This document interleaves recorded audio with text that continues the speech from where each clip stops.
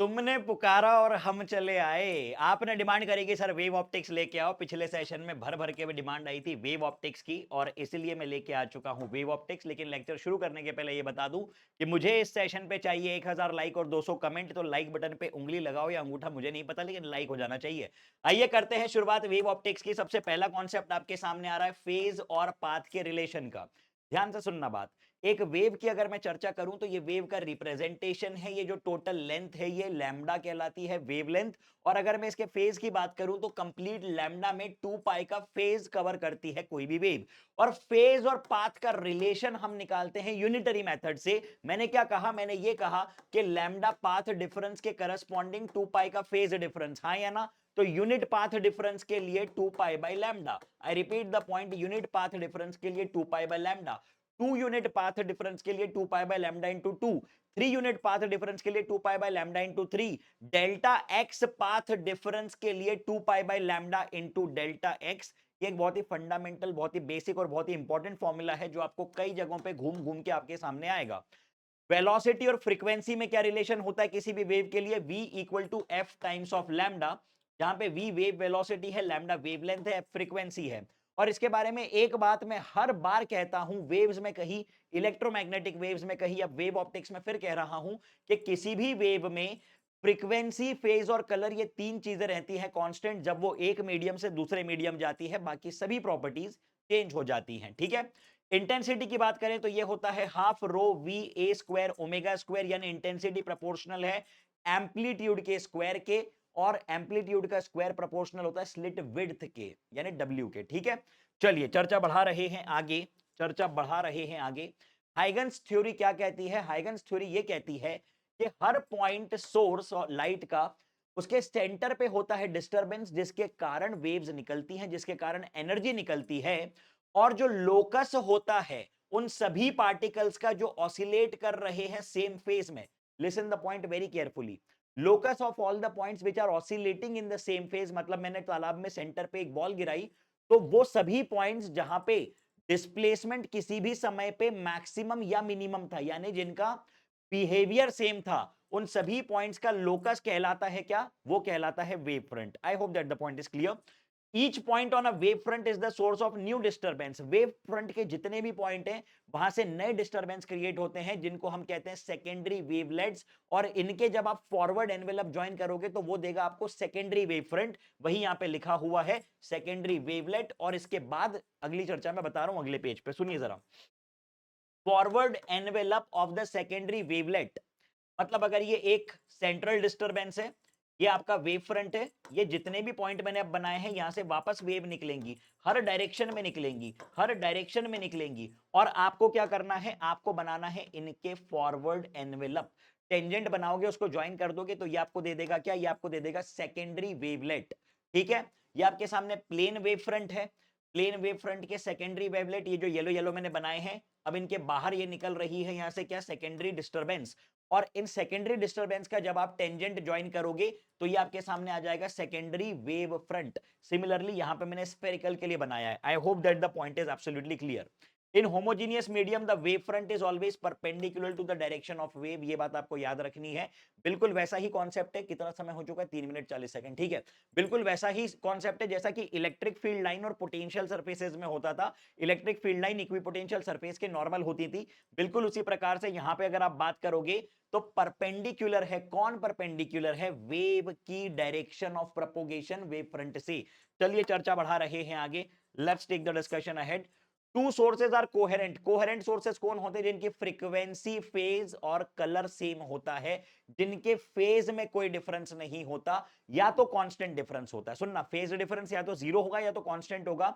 In short time के साथ change नहीं होगा और उनकी फ्रीक्वेंसी सेम होंगी। तो क्या कह दिया हमने? फ्रीक्वेंसी सेम है, फ्रीक्वेंसी सेम है, ठीक है। और इसलिए इनका फेज डिफरेंस या तो कांस्टेंट है या तो जीरो है। अगली बात, इनकोहेरेंट सोर्स जिसका फेज डिफरेंस वेरिएबल हो। सिंपल सी बात है, डायरेक्टली याद रखना। इंटरफेरेंस की अगर मैं बात करूं तो इंटरफेरेंस में हम लोगों को करना क्या है? दो वेव्स जिनकी एम्पलीट्यूड सेम भी हो सकते हैं, अलग भी हो सकते हैं, वो मिल रही हैं और एक रिजल्टेंट वेव बना रही हैं। तो नेट एम्पलीट्यूड का एक्सप्रेशन आप लिखेंगे root over A one square plus A two square plus 2 A1 A2 cos 5, where 5 is the phase difference. आपको पता है कि इंटेंसिटी एम्पलीट्यूड के स्क्वायर के प्रोपोर्शनल है, तो यहां पे ए स्क्वायर बन जाएगा आई, ये a1 स्क्वायर बन जाएगा i1, a2 स्क्वायर बन जाएगा i2, a1 a2 बन गए रूट i1 रूट i2। अगर मैं मैक्सिमम एम्पलीट्यूड की बात करूं तो वो कितना हो सकता है, वो a1 प्लस a2 हो सकता है। मिनिमम एम्पलीट्यूड की बात करूं तो वो कितना हो सकता है, a1 माइनस a2 हो सकता है। मैक्सिमम इंटेंसिटी की बात करूं तो वो कितना हो सकता है, root i1 plus root i2 का होल स्क्वायर। मिनिमम इंटेंसिटी की बात करूं तो root i1 minus root i2 का होल स्क्वायर। दोनों इक्वेशंस को डिवाइड कर दो, रूट i2 को कॉमन निकाल लो, एक्सप्रेशन कुछ इस तरह से देखने को मिलेगा। ठीक है, एम्पलीट्यूड और इंटेंसिटी के टर्म्स में। आइए चर्चा बढ़ाते हैं आगे तेज रफ्तार में। सबसे प्यारा, सबसे famous experiment Young's double slit experiment.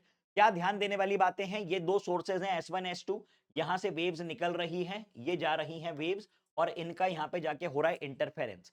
आपने सबसे पहले यहां पे परपेंडिकुलर ड्रॉप किया, और ये जो सेपरेशन है ये कहलाता है पाथ लेंथ या तो पाथ डिफरेंस, डेल्टा एक्स, जिसको क्या आपने लिख दिया D sine theta. Small D क्या है, दोनों सोर्सेज के बीच का सेपरेशन। कैपिटल डी क्या है, सोर्सेज और स्क्रीन के बीच का सेपरेशन। तो आपने डेल्टा एक्स को लिख दिया D sine theta, first point. Okay, दूसरी बात आपने लिखी कि अगर ये एंगल थीटा है तो अप्रोक्सीमेटली ये भी थीटा होगा। शब्दों पे ध्यान देना, अप्रोक्सीमेटली, लगभग ये भी थीटा है। और अगर ये थीटा है, ये वाई है, ये वो पॉइंट है जिसपे आपको मैक्सिमा या मिनिमा की चर्चा करनी है। ये कैपिटल डी है, तो आप टेन थीटा को लिख सकते हो वाई बाई डी। पहली बात आपने लिखी delta X equal to D sine theta, यहां से आपने साइन थीटा की वैल्यू निकाली, यहां से टेन थीटा की वैल्यू निकाली। छोटे एंगल के लिए साइन थीटा और टेन थीटा आपस में बराबर होते हैं। क्या कहा मैंने, छोटे एंगल के लिए साइन थीटा और टेन थीटा आपस में बराबर होते हैं। कितना समय हो गया है, 6 मिनट समथिंग सेकंड। ठीक है, छोटे एंगल के लिए साइन थीटा टेन थीटा आपस में बराबर, बहुत बढ़िया। तो यहां पे से कंपेयर करके आपने एक्सप्रेशन लिख दिया delta X equal to Y D by D, और y का एक्सप्रेशन लिख दिया delta X into capital D divided by small D. Delta X क्या है, पाथ डिफरेंस एन लैम्डा। ठीक है, अब यहां से हम चर्चा करेंगे कंस्ट्रक्टिव और डिस्ट्रक्टिव इंटरफेरेंस की। अगर हम डिस्ट्रक्टिव इंटरफेरेंस की बात करें तो पाथ डिफरेंस यानी डेल्टा एक्स जो है वो बन जाएगा 2n minus one lambda by two. ठीक है, और जैसे ही आप डेल्टा एक्स की वैल्यू सब्स्टिट्यूट करेंगे आपको एक्सप्रेशन ये देखने को मिलेगा। फ्रिंज विड्थ, जो कि दो कॉन्जिकेटिव फ्रिंजेस के बीच का सेपरेशन होता है, वो होती है लैम्डा, यहां पे लैम्डा भी आएगा, लैम्डा डी बाई डी। ठीक है, अगर आप बात करें एंगुलर फ्रिंज विड्थ की तो बीटा को कैपिटल डी से डिवाइड कर दो, ये आएगा लैम्डा बाई डी। एक यहां पे लैम्डा मिसिंग है, यहां पे मैंने लगा दिया। ठीक है, this is lambda D by D. चलिए, अब अगर हम बात करें ब्राइट फ्रिंज की, अगर हम बात करें ब्राइट फ्रिंज की, तो ब्राइट फ्रिंज के लिए पाथ डिफरेंस कितना होता है, n times of lambda. Bright fringe के लिए path difference n times of lambda, तो y बन गया n lambda D by D, fringe width बन गई लैम्डा डी बाई डी यानी कि सेम, और एंगुलर फ्रिंज विड्थ भी सेम। अगर पूरे अपैरेटस को, याद रखना इंपॉर्टेंट केकेटी बता रहा हूं, अगर पूरे अपैरेटस को आप पानी में डाल दो या किसी दूसरे मीडियम में डाल दो जिसका रिफ्रैक्टिव इंडेक्स म्यू है, तो लैम्डा चेंज हो जाएगा lambda by mu, beta change हो जाएगा beta by mu, theta change हो जाएगा थीटा बाय म्यू।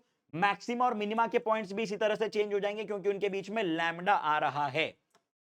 ठीक है, यानी हर पैरामीटर को आपने डिवाइड कर दिया म्यू से। आई hope that the point is clear, ये काम की बात है। अगला पॉइंट आपके सामने आ रहा है डिफ्रैक्शन। डिफ्रैक्शन में कोई दिमाग लगाने वाली बात नहीं है, सिर्फ आपको YDSC का रिवर्स करना है। सारे एक्सप्रेशन मैक्सिमा के मिनिमा में आपने उल्टे कर दिए। ठीक है, चलिए अगली बात, पोलराइजेशन। पोलराइजेशन वो प्रक्रिया है जिसमें आप अनपोलराइज लाइट को 100% पोलराइज कर देंगे।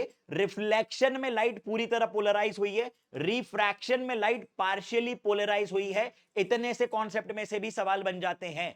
रिफ्लेक्शन ने दिया 100% पोलराइजेशन, रिफ्रैक्शन ने दिया पार्शियल पोलराइजेशन। मैं एम्फेसाइज कर रहा हूं इस बात पे क्योंकि महत्वपूर्ण है ये।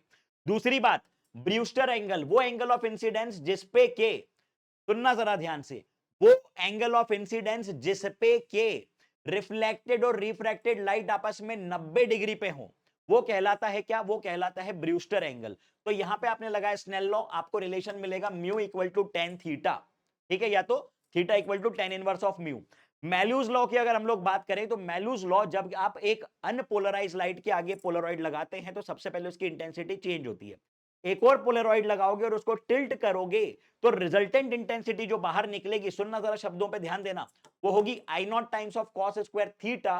लेकिन आई नॉट क्या है, I naught is not the intensity of unpolarize light. शब्दों पे ध्यान दीजिए, I naught is the intensity of the polarize light. एक बार पोलरॉइड लगाया, लाइट पोलराइज हुई, और अगला जो पोलरॉइड लगाया है आपने उसको जब घुमाओगे तो जो इंटेंसिटी होगी वो है आई, वो है आई।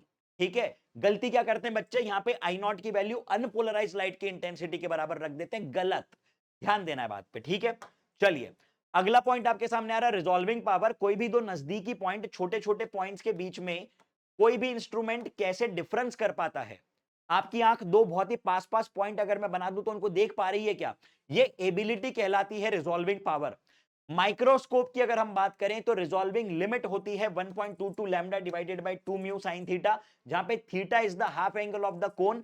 कौन सा कोन, जो दो पॉइंट्स को आप ऑब्जेक्ट से बना रहे हो, आप माइक्रोस्कोप से जो बना रहे हो, इन दो पॉइंट्स को देख रहे हो, सेंटर पे कोन बन रही है, उस कोन का हाफ एंगल है। ठीक है, टेलीस्कोप की अगर आप बात करो, देखो ये है हाफ एंगल, ये इतना एंगल। ठीक है, टेलीस्कोप की बात करो तो resolving limit is 1.22 lambda by a क्या है, एपर्चर है ऑब्जेक्टिव लेंस का।